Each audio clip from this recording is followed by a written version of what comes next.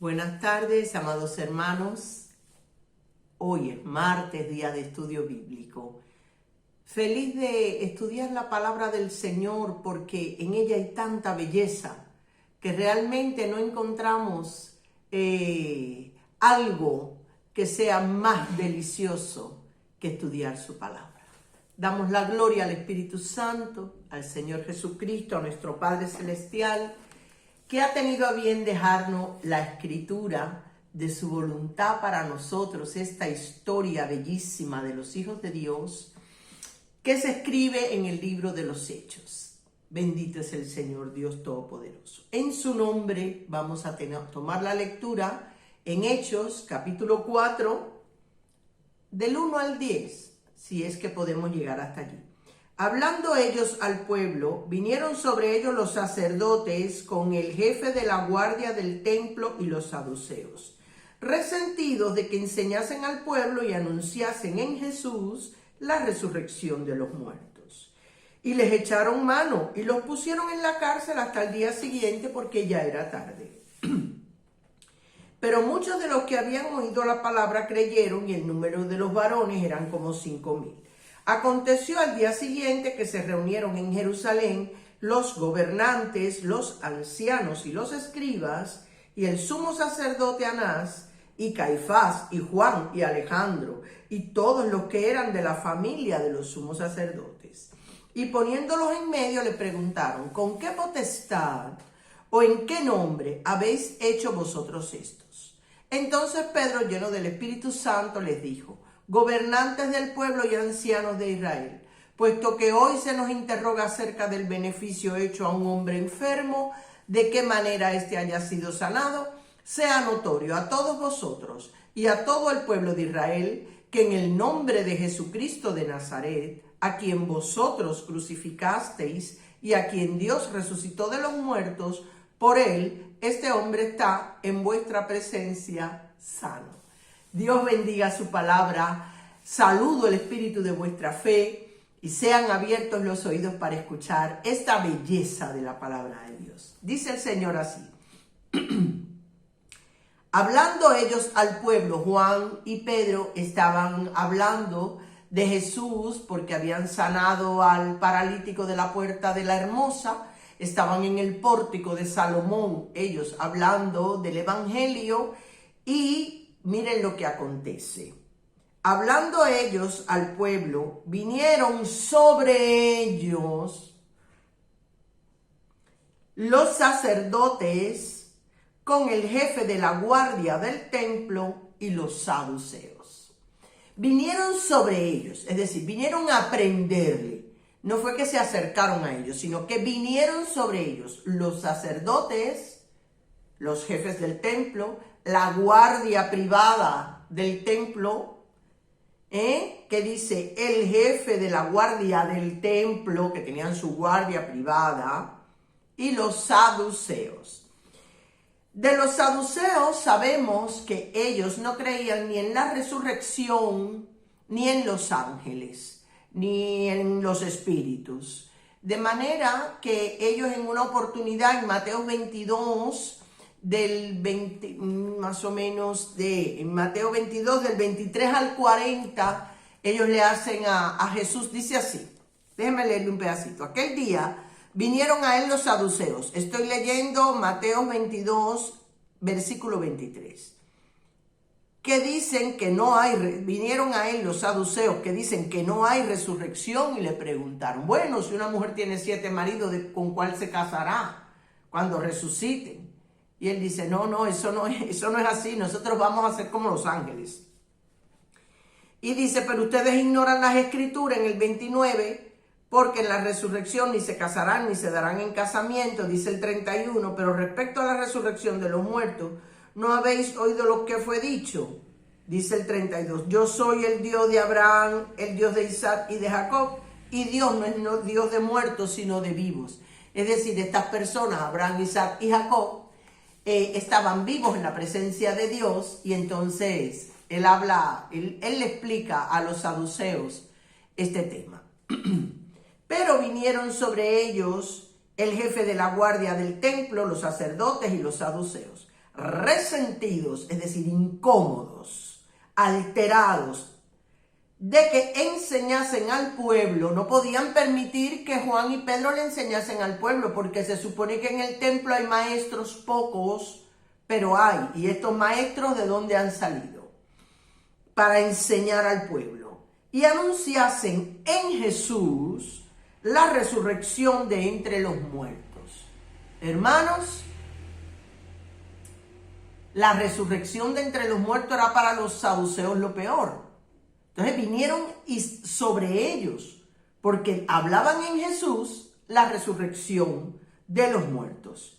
Y les echaron mano y los pusieron en la cárcel hasta el día siguiente porque ya era tarde. Es decir, vamos a apresar a estos dos hombres para terminar aquí esta predicación que ellos tienen aquí del Evangelio.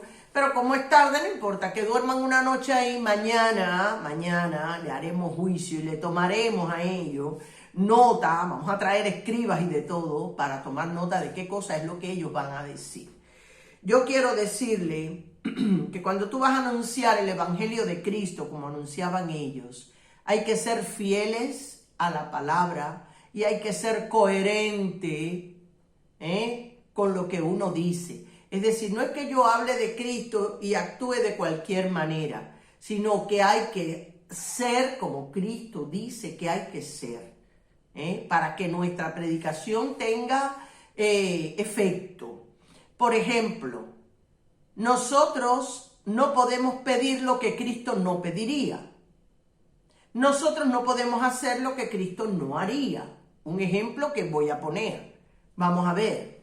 Si el pastor me dice, por favor, pídele a los ancianos que te den unas botellas de agua para ofrecerles a los que van a predicar hoy.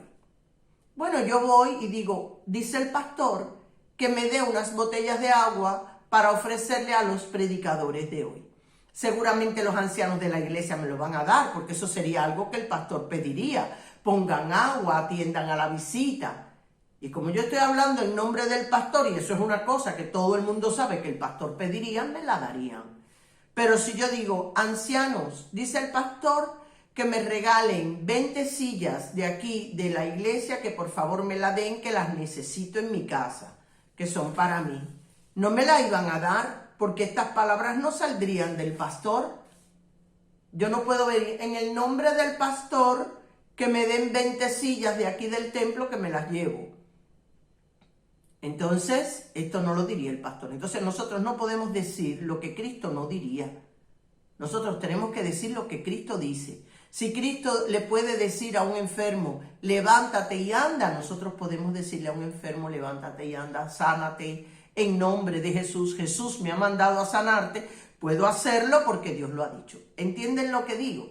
Para hacer la predicación hay que ser congruentes, hay que ser fieles a la palabra de Dios. ¿Comprenden eso, hermanos? Dice, y echaron manos, dice el 3, y los pusieron en la cárcel hasta el día siguiente porque ya era tarde. Pero, dice el 4, muchos de los que habían oído la palabra creyeron. ¿Cómo? Los metieron presos, pero muchos de los que habían oído la palabra creyeron, y el número de los varones era como de 5,000. Varones que habían creído en él, en ellos. Eso contando los hombres nada más. No hemos contado aquí mujeres ni niños. Muchas más personas creyeron en lo que decían Pedro y Juan. En lo que decían, fíjense que dice, porque ellos se incomodaron, dice, resentidos de que enseñaban al pueblo y a la resurrección en Jesús. De eso era de lo que estaban que morían. Dice, aconteció al día siguiente que se reunieron en Jerusalén. Miren qué rápido se reunieron. Los gobernantes, los ancianos y los escribas, para tomar nota. El gobierno en pleno se ha reunido. Y el sumo sacerdote Anás, y Caifás, y Juan y Alejandro, que Caifás también había sido en su momento sumo sacerdote, y todos los que eran de la familia de los sacerdotes. Allí fue, esto era un negocio de familia, allí fueron todos, más el gobierno, más los escribas y todo contra Pedro y Juan. Y poniéndole en medio les preguntaron, ¿con qué potestad o en qué nombre habéis hecho vosotros esto? ¿Cómo ustedes se atreven aquí a enseñar? ¿Quién le dio permiso a ustedes para hacer esto? Entonces Pedro, lleno del Espíritu Santo, les dijo, gobernantes del pueblo y ancianos de Israel, con todo respeto, reconociendo la autoridad que había allí. Ellos no se pusieron de falta de respeto ni de nada, sino respetando la autoridad, porque es la manera de tener autoridad, es respetar la autoridad. Entonces Pedro, lleno del Espíritu Santo, les dijo, gobernantes del pueblo y ancianos de Israel, puesto que hoy se nos interroga acerca del beneficio hecho a un hombre enfermo, de qué manera éste haya sido sanado. Fíjense, a nosotros no nos están acusando aquí ni por ladrones, ni por atrevidos, ni por nada. A nosotros se nos ha encarcelado aquí porque hemos sanado a un hombre enfermo. Que quede claro que el cristiano puede ir encarcelado por hacer el bien, ¿sabe? Por actuar como actúa Cristo. Y dice, ustedes me interrogan por este beneficio que hemos hecho a un hombre enfermo. Dice el 10, sea notorio a todos vosotros y a todo el pueblo de Israel, que en el nombre de Jesucristo de Nazaret, a quien vosotros crucificasteis, eso lo sabía muy bien Caifás, que fue uno de los crucifíquenlo, a quien vosotros crucificasteis y a quien Dios resucitó de los muertos, por él este hombre está en su presencia sano. Aquí, ¿cómo se le quedó la vena aorta a los saduceos? Porque él dice, a quien ustedes crucificaron, pero Dios lo resucitó. Ellos no quieren saber de resurrección. Los saduceos no quieren saber de resurrección. Los fariseos pensaron que habían terminado con el tema crucificando a Cristo. Bueno, ya quitamos a este del medio. Pero que ha resucitado. Ahora hablan de la resurrección y ven que es cierto. Porque en el nombre de Jesús, a quien ustedes crucificaron, este hombre está sano. Es decir, él está vivo y todavía sana y atiende las necesidades de los hombres. Y tienen la muestra porque miren, este hombre está sano en presencia de ustedes. Eso fue para reventarle la vena aorta a los saduceos, que no quieren oír hablar de resurrección, no quieren. Y entonces dice, este Jesús, dice, ustedes lo mataron, pero Dios lo resucitó. Aquí ellos podían haber terminado este dilema, y decir, ¿resucitado de qué? Mira, quito la piedra y te enseño al muerto adentro de la tumba. Pero no podían hacer eso porque el cuerpo no estaba, ni estuvo, ni nadie ha podido encontrarlo, ni hay nada que certifique en la Biblia que en algún momento se encontró el cuerpo del Señor. Entonces ellos no tenían manera de demostrar que realmente Cristo no había resucitado.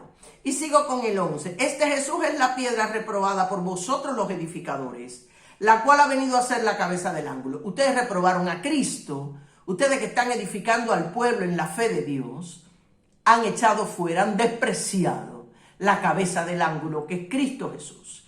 Y en ningún otro hay salvación, porque no hay otro nombre bajo el cielo dado a los hombres en que podamos ser salvos. Entonces, viendo el denuedo de Pedro y Juan y sabiendo que eran hombres sin letra y del vulgo, se maravillaban y les reconocían que habían estado con Jesús. Lo más grande que puede pasarle a un predicador, a un evangelista, es que la gente sepa que hemos estado con Dios. Porque el que ha estado con Cristo, hermanos, se nota en la manera de hablar, en la fidelidad a la palabra, en la manera de comportarse.